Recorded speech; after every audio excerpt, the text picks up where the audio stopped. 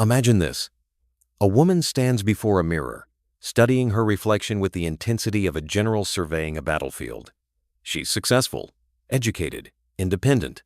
By every modern metric, she should feel invincible. Yet something gnaws at her, something she can't name, won't name, dare not whisper even to herself. She adjusts her hair, tilts her chin, checks the angle of light against her skin, and in that moment, she's not looking at herself. She's looking through the eyes of a world that might have stopped looking back.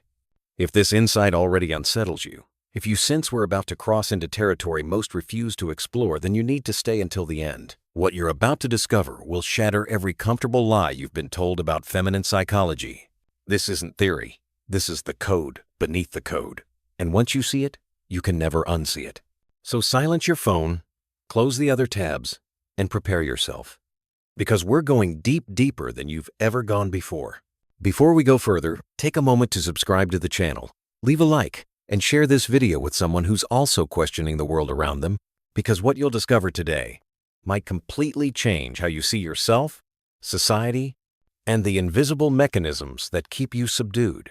Now ask yourself, why does a woman with everything still feel like she has nothing? Why does validation become oxygen? Why does a compliment from a stranger carry more weight than a doctorate on her wall? The answer isn't in her resume. It isn't in her bank account. It's buried somewhere far deeper, in a terror so ancient, so primal, that civilization itself couldn't erase it, only disguise it. Here's the paradox that breaks the narrative. We're told that modern women fear abandonment, betrayal, loneliness. But watch closely. A woman will forgive a man who leaves. She'll survive a man who lies. She'll even endure one who forgets her name.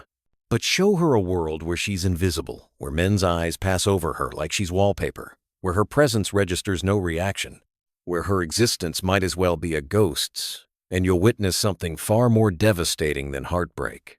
You'll witness existential collapse. This isn't about vanity. It's about something far more surgical, far more brutal. Every culture, every era, every corner of human history has whispered the same unspoken law.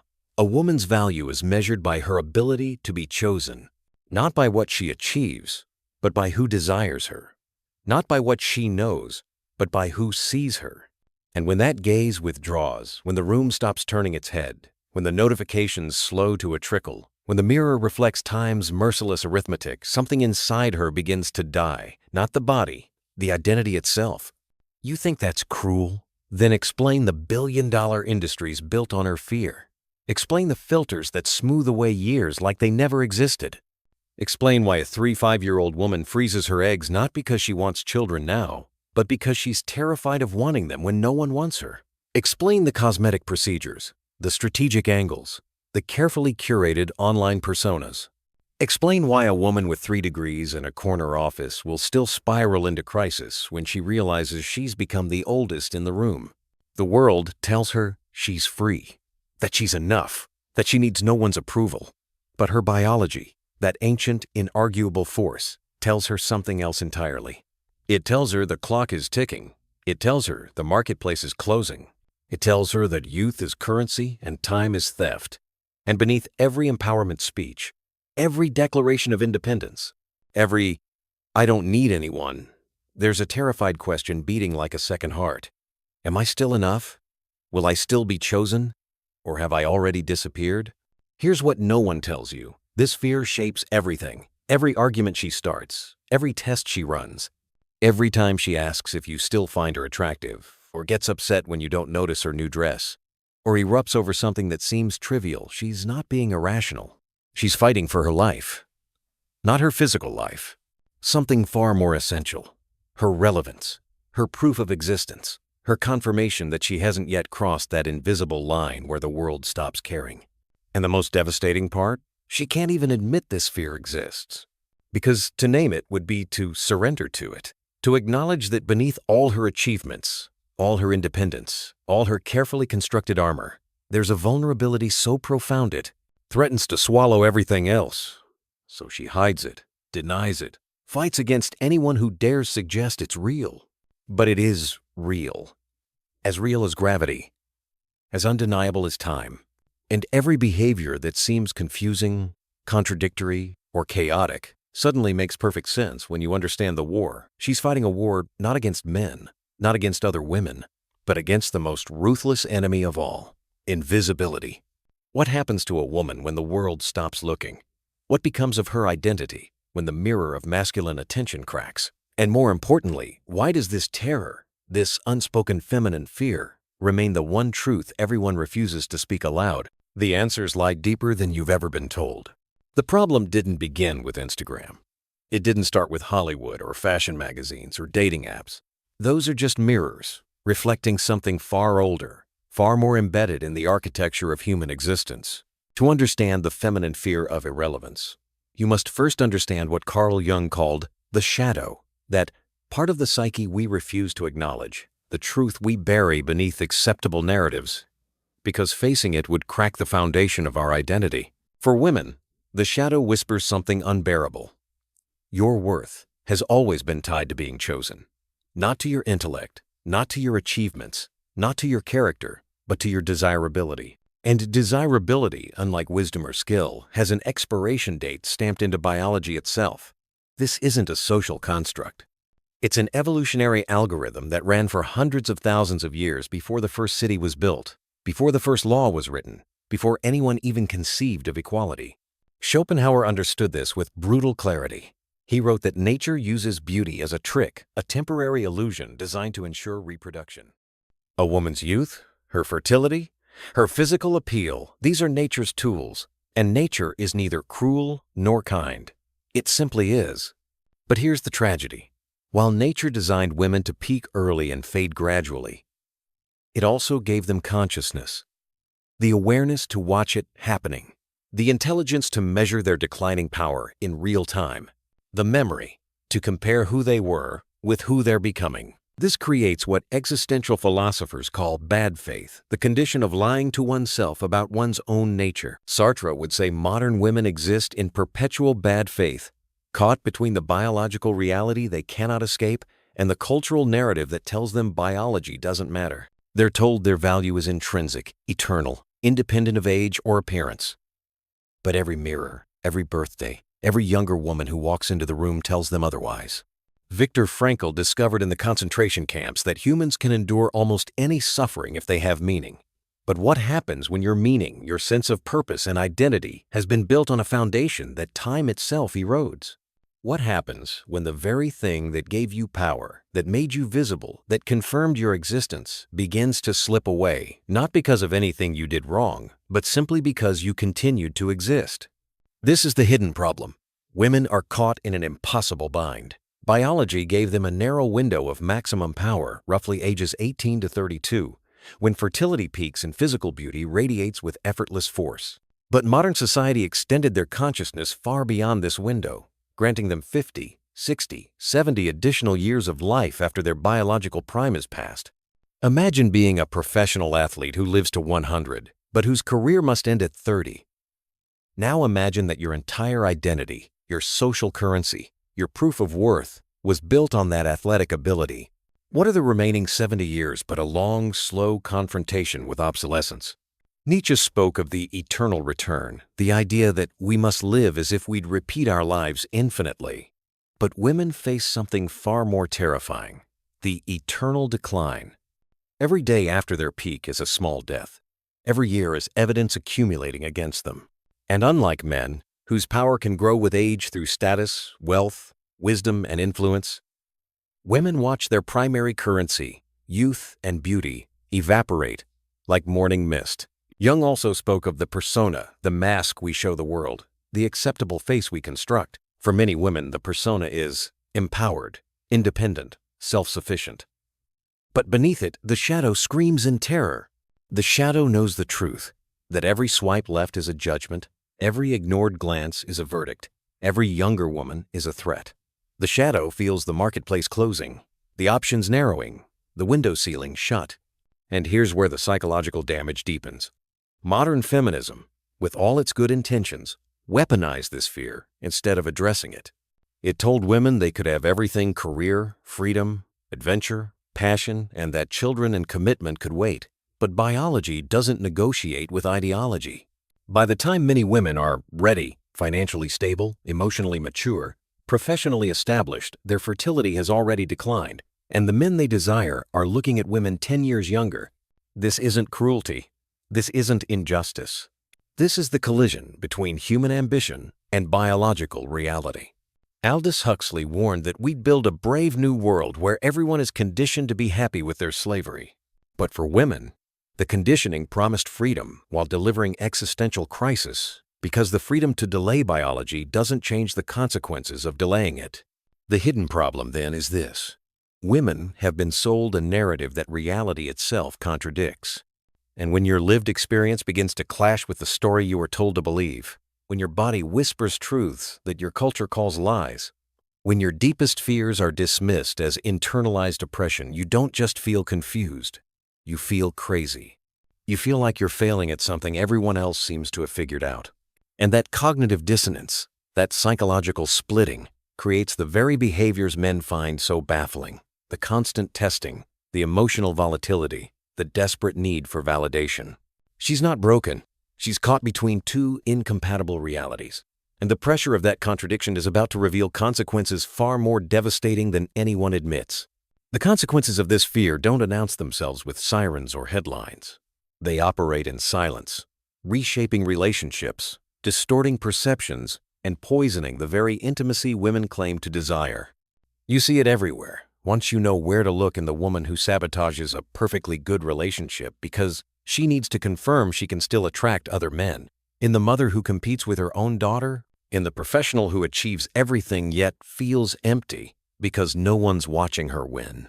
Psychologists call it cognitive dissonance, the mental stress of holding two contradictory beliefs simultaneously. But for women caught in the irrelevance trap, it's more than stress. It's a slow-motion fracturing of identity. She believes she doesn't need validation, yet refreshes her phone every 5 minutes checking for likes. She claims appearance doesn't matter, yet spends hours perfecting angles, filters, lighting. She preaches self-love, yet crumbles when a man doesn't text back. The contradiction isn't hypocrisy. It's survival instinct clashing with social conditioning, and the battlefield is her own mind. This creates what neuroscience identifies as a chronic stress response.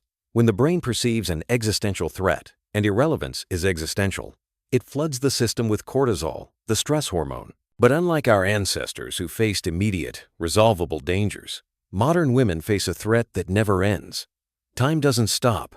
Aging doesn't pause. The comparison to younger women is constant, infinite, inescapable. So the cortisol keeps flowing, and with it comes anxiety, depression, insomnia, and a desperate hypervigilance that manifests as exactly the behaviors men find exhausting. The constant need for reassurance, the manufactured drama, the emotional testing. But here's the consequence most people miss: displacement. When women can't control time, they try to control everything else, especially men. If she can make you react through tears, through anger, through sex, through silence, she proves to herself that she still has power, that she still matters, that she hasn't disappeared. This is why a woman will start an argument over nothing. Why she'll test your boundaries, push your patience, question your commitment, even when you've given her no reason to doubt. She's not trying to drive you away. She's trying to confirm you won't leave. Because if you stay through the chaos, if you remain unmoved by her emotional storms, you validate her worst fear or her greatest relief. The psychologist Daniel Kahneman identified loss aversion, the principle that humans feel losses roughly twice as intensely as equivalent gains. For women facing the loss of youth, beauty, and sexual market value, this aversion doesn't just double the pain. It multiplies it exponentially. Because she's not just losing something. She's losing everything that confirmed she existed. Every compliment that doesn't come is a small death. Every man who looks past her is evidence mounting against her. Every birthday is a courtroom where time renders its verdict. Guilty of aging, sentenced to invisibility. This manifests in what sociologists call intrasexual competition, the hidden war between women themselves. Watch how women scrutinize each other with a precision that would impress forensic scientists. They catalog every wrinkle, every extra pound, every sign of aging in other women, with the vigilance of generals studying enemy positions. Why? Because every woman who declines confirms that they haven't declined as much. Every peer who lets herself go is proof they're still holding on. The cruelty isn't personal. It's tactical. It's the drowning person grabbing anyone nearby to stay afloat one more moment. But perhaps the most devastating consequence is this: the complete distortion of love itself. When a woman operates from fear of irrelevance, she cannot truly love a man. She can only assess him. Is he high value enough to validate her worth? Does being with him elevate or diminish her status? Will other women envy her or pity her? Love becomes a transaction where she's constantly calculating return on investment, measuring whether his presence compensates for her declining power. And when she senses the equation shifting, when she feels she could do better or worse, that she's settling, resentment festers like an infection. This is why so many relationships implode not during crisis, but during stability. Not when things go wrong, but when things plateau. Because plateau means stagnation. And stagnation means she's wasting time in a marketplace where time is the one asset she cannot replenish. The man thinks he's building something. She's calculating whether she should cut her losses. He's planning a future. She's panicking that the future might arrive with her value depleted and her options extinct. The cultural consequence is equally destructive. We've built entire industries: beauty, fashion, cosmetics, plastic surgery, wellness, self-help, not to empower women, but to monetize their terror. These industries don't sell products. They sell temporary relief from existential dread. Every anti-aging cream is a prayer against time. Every filter is a denial of reality. Every "you look amazing" from strangers online is a hit of validation that fades as quickly as it arrives, demanding another dose, then another, in an addiction that can never be satisfied because the enemy isn't outside. It's the mirror. It's the calendar. It's biology itself. And here's the ultimate unseen consequence: the death of authenticity. When your entire existence becomes a performance designed to maintain relevance, when every word, every outfit, every photo is strategically calculated to extract validation, you lose touch with who you actually are beneath the performance. The mask becomes so essential to survival that removing it feels like suicide. Who is she when no one's looking? What does she want when she's not trying to be wanted? She doesn't know anymore. The performance has consumed the performer. This is the trap most never escape. The more desperately she fights irrelevance, the more inauthentic she becomes. And the more inauthentic she becomes, the less genuinely attractive she is, not physically, but spiritually. Men with any awareness sense the desperation beneath the beauty, the calculation beneath the charm, the fear beneath the confidence. And they withdraw, not because she's not beautiful, but because desperation, no matter how well disguised, repels at a primal level. The consequences compound, creating a downward spiral. Fear drives behavior. Behavior drives men away. Isolation confirms the fear. Fear intensifies. Behavior becomes more desperate. And the cycle accelerates until she's exhausted, bitter, and convinced that all men are the problem, never realizing she's been fighting the wrong enemy all along. Time doesn't care about empowerment speeches. Biology doesn't negotiate with hashtags. And the woman who refuses to accept this reality doesn't transcend it. She just suffers it while pretending she doesn't. Breaking free begins not with action, but with a single act of intellectual courage, accepting what is rather than what you wish were true. This applies to both men and women, though in different ways.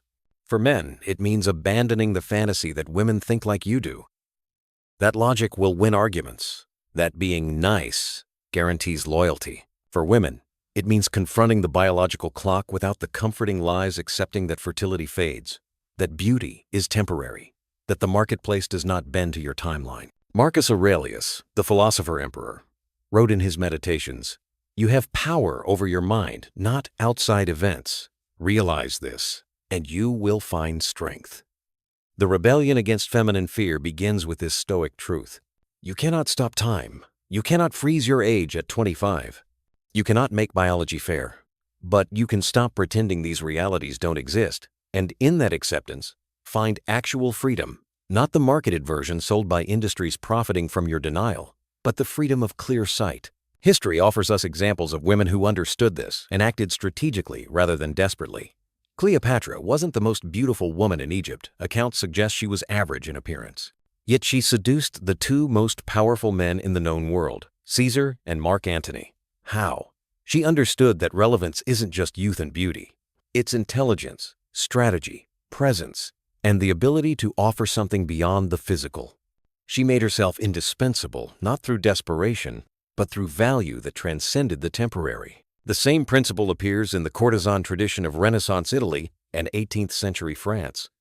These women often past their prime, maintained power over wealthy, influential men not through youthful beauty, but through cultivated intelligence, conversation, art, and an understanding of masculine psychology that most women never bothered to learn. They didn't fight time. They adapted to it. They shifted their currency from beauty to fascination, from youth to depth, from appearance to essence. The modern woman's rebellion must begin similarly, by building value that doesn't expire, not as a feminist slogan, but as practical strategy.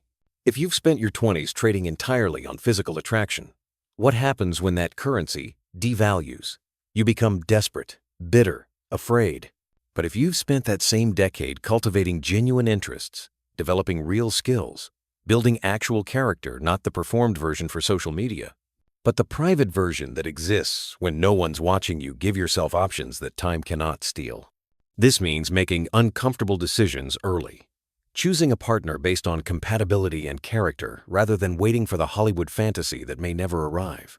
Understanding that freezing eggs at 38 is crisis management, not strategy. Real strategy is having children when biology cooperates, even if your career timeline isn't perfect. Recognizing that a man who loves you at 25 and would build a life with you is worth more than the theoretical upgrade you might attract if you keep shopping. But the rebellion has a masculine dimension too, and it's equally radical. Stop rewarding bad behavior. Stop validating desperation. Stop pretending emotional chaos is passion. The man who understands feminine fear isn't a servant to it, he's a mirror that reflects reality clearly. When she tests, you don't collapse or explode. You remain steady. When she demands validation, you don't deny it cruelly or provide it desperately. You offer it authentically, when deserved, without making it the center of her existence. Machiavelli understood that power respects power. A woman cannot respect a man she can manipulate. She may claim she wants a sensitive, accommodating partner, but her biology responds to something else entirely. A man who has a mission beyond her, who values her but doesn't need her validation to confirm his worth, who can walk away if she stops adding value to his life. This isn't cruelty. It's the only framework that prevents the relationship from becoming a hostage situation where she's the terrorist and you're negotiating with your own dignity. The counterintuitive truth is that women feel safest with men they cannot fully control, not abusive men. Control and abuse are different things entirely. But men with boundaries, standards, purpose. Men who make her feel that if she doesn't rise to the occasion, she'll lose something valuable. This tension, when properly calibrated, creates respect. And respect is the foundation of genuine attraction, not the temporary lust-based version, but the enduring kind that survives time. For women, the parallel rebellion is equally counterintuitive. Stop competing in the attention economy. The woman who builds her worth on likes, followers, and male attention becomes a slave to validation that will inevitably dry up. But the woman who invests in genuine relationships, real skills, authentic character, who becomes someone of substance rather than just surface, builds equity that compounds rather than depreciates. This requires rejecting the modern script entirely. It means marrying younger, even if you're not ready. Having children before your career peaks, even if it's inconvenient. Choosing substance over excitement, partnership over passion, stability over the endless dopamine chase of new attraction. It means accepting that you cannot have everything at optimal timing. Biology and career rarely align perfectly, so you choose which master to serve. The women who win this game are those who understand it's not about fighting time, but about moving with it strategically. They lock down high-quality partners early, build families when biology cooperates, then develop careers and interests from a position of security rather than desperation. They don't waste their peak years chasing adventures that leave them at 37 wondering why all the good men are taken. They take the good man at 24 and build something real. For both sexes, The rebellion is the same. Reject the comfortable lies. Accept harsh reality. Act strategically rather than emotionally. Build your life according to what is true, not what you wish were true. Stop outsourcing your worth to external validation and build internal integrity instead. The most powerful rebellion of all is this: becoming someone who doesn't need to be chosen because you've already chosen yourself, not in the shallow self-love way that's really just fear in disguise, but in the deep way that means you've built a life of genuine value, regardless of who's watching. That kind of person, man or woman, becomes magnetic not through desperation, but through abundance, not through fear, but through freedom. And that's the only kind of power time cannot steal. Here is the truth that changes everything. The realization so profound it restructures how you see not just relationships, but reality itself. The fear of irrelevance is not uniquely feminine. It's the human condition wearing a different mask. Men fear it too, we just fear different versions of obsolescence. A man fears professional failure, physical weakness, sexual inadequacy, being replaceable in the hierarchy. A woman fears the loss of beauty, fertility, desirability, being invisible in the sexual marketplace. Different currencies, same terror. Different timelines, identical desperation. The ultimate realization is this: we are all fighting time, and time always wins. The only variable is whether we fight with dignity or desperation, with strategy or delusion, with acceptance or denial. Every human being on this planet is walking toward irrelevance, toward the day when the world stops caring, when our value diminishes, when younger, stronger, smarter versions of us arrive to take our place. This isn't pessimism. It's the foundational truth of existence that every philosopher from the Buddha to Heidegger has tried to help us confront. But here's where it gets interesting. The people who accept this truth become free in ways that those in denial never can. When you accept that beauty fades, you stop building your identity on beauty. When you accept that time is finite, you stop wasting it on validation from strangers. When you accept that death comes for everyone, you start living according to what actually matters rather than what merely feels urgent in the moment. The woman who accepts her biological reality truly accepts it, not as defeat, but as fact, gains something extraordinary: clarity. She stops chasing phantoms. She stops postponing life, waiting for perfect conditions. She stops competing with two 2-year-olds in a game she's already aged out of. Instead, she pivots.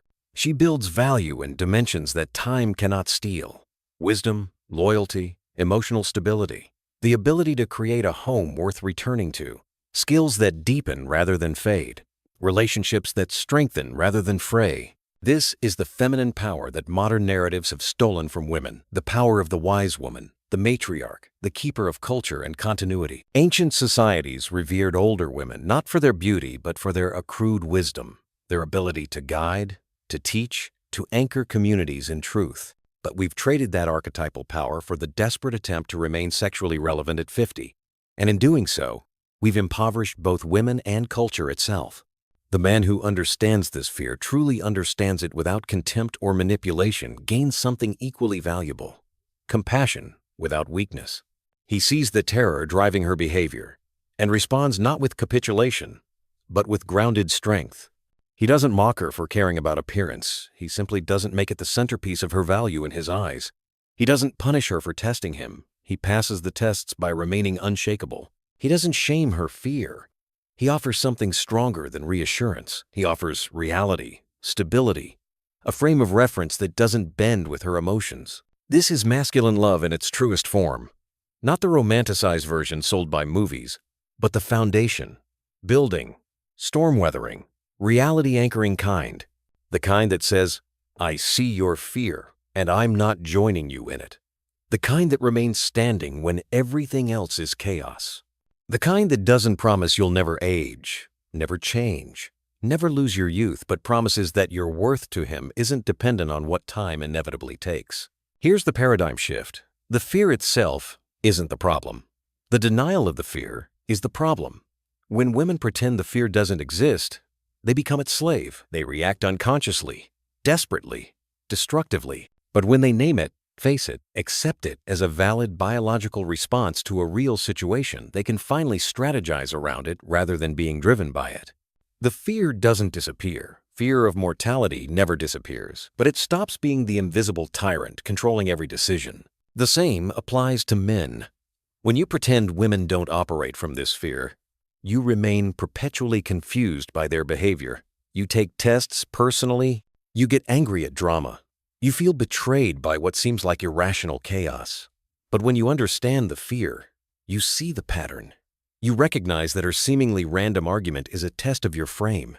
Her sudden coldness is a check to see if you're still unfazed. Her demand for attention is a desperate attempt to confirm she hasn't disappeared from your world. And here's the most liberating realization of all. You don't have to fix her fear. You just have to not be infected by it. You don't have to make her feel young forever. You can't anyway. You don't have to constantly validate her attractiveness. That's a bottomless pit. You don't have to compete with every man who looks at her or reassure her every time a younger woman enters the room. You simply have to remain solid in your own frame, living according to your own mission, treating her well without making her validation the center of your existence. When you do this, something remarkable happens. She relaxes. Not immediately. First, she'll test harder, push more, try to crack your frame to confirm you're real. But when you hold, when you remain consistent, when you demonstrate day after day that you're not ruled by her emotional weather patterns, her nervous system begins to trust you. And trust, brother, is what she's actually seeking beneath all the drama, all the tests, all the desperate attempts to confirm she matters. Women don't want men who worship them. They want men who see them fully, honestly, without illusion, and choose them anyway. Not because they're perfect, not because they'll never age, not because they're the most beautiful woman alive, but because they add genuine value to a life already full of purpose. That kind of choosing is rare. Most men either pedestalize women or resent them. Few actually see them as fully human, beautiful and flawed, powerful and afraid, desirable and mortal. The ultimate truth is this: we're all mortal. We're all losing the war against time. We're all walking toward irrelevance and eventually oblivion. The only question is whether we walk with dignity or desperation, whether we build our identities on things time can steal or on things that deepen as we age, whether we spend our brief time here chasing validation from a world that will forget us or building meaning that transcends whether anyone's watching. For women, this means making peace with biology while building value that outlasts youth. It means choosing partnership over endless shopping for upgrades. It means accepting that fertility has a deadline and acting accordingly rather than pretending you have forever. It means transitioning gracefully from the power of beauty to the power of depth, from being desired to being valuable, from attracting attention to commanding respect. For men, this means understanding that her fear is real, her biology is not negotiable, and her tests are not personal attacks, but survival mechanisms. It means holding frame without cruelty, maintaining boundaries without coldness, offering stability without becoming her emotional crutch. It means building a life so full of purpose that her presence enhances it, but her absence wouldn't destroy it. The deepest wisdom is recognizing that masculine and feminine fears are complementary. She fears invisibility. You fear inadequacy. She fears being unchosen.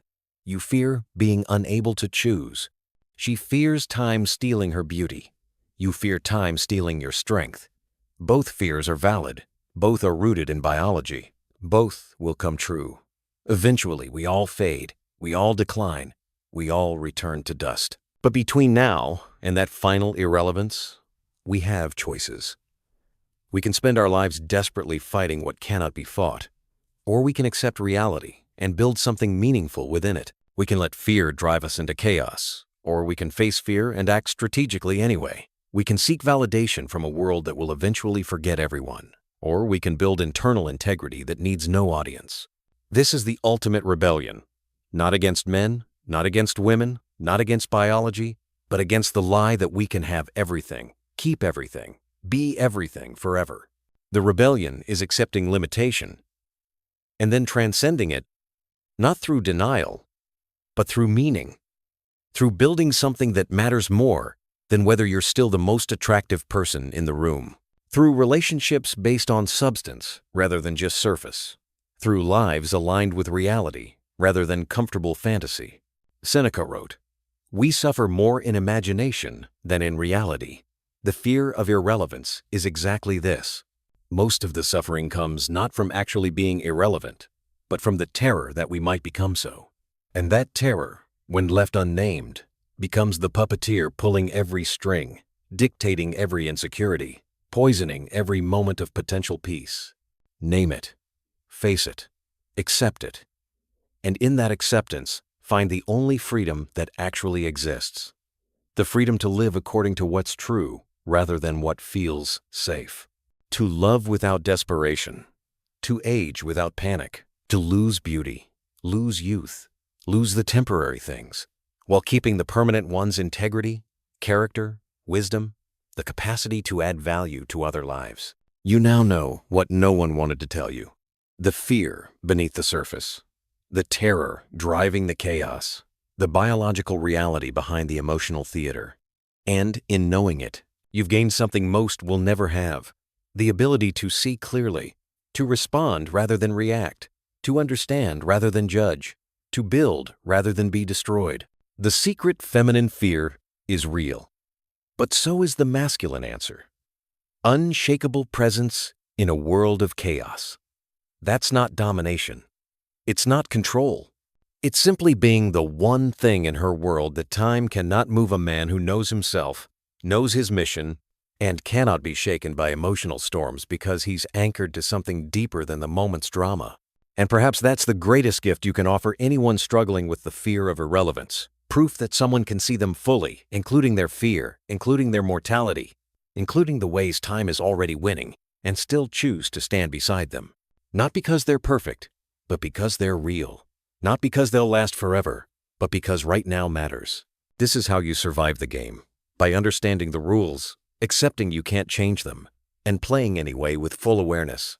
Not with bitterness, not with contempt, but with the clear-eyed recognition that we're all fighting the same enemy, just wearing different armor. Time comes for us all, but fear only controls those who refuse to see it clearly. You've seen it now. You can't unsee it. What you do with that sight, that's where your power lives.